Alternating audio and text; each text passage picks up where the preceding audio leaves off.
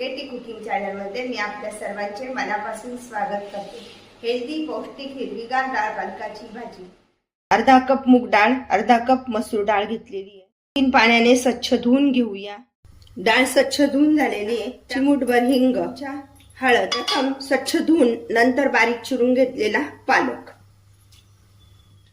डाळ आणि पालक एकत्र करून घेऊया व्यवस्थित आणि कुकरच्या 3 शिट्ट्या करून घेऊया। तेल, पाव चमचा मोहरी, पाव चमचा जिरे, 7 ते 8 लसूण पाकळ्या, पत्ता, चिरलेला कांदा,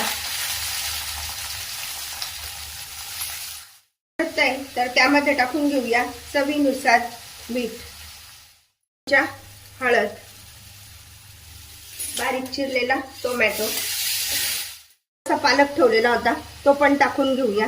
एकदम थोडा त्यामध्ये परतून घेऊया।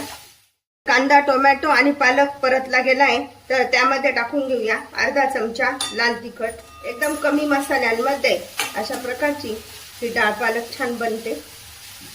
पालक त्यामध्ये टाकून घेऊया। अशी उकळी आली आहे त्यामध्ये टाकून घेऊया बारीक चिरलेली कोथिंबीर आणि गॅस बंद करूया। असा भातासोबत, भाकरी सोबत, पोळी सोबत खाऊ शकतो।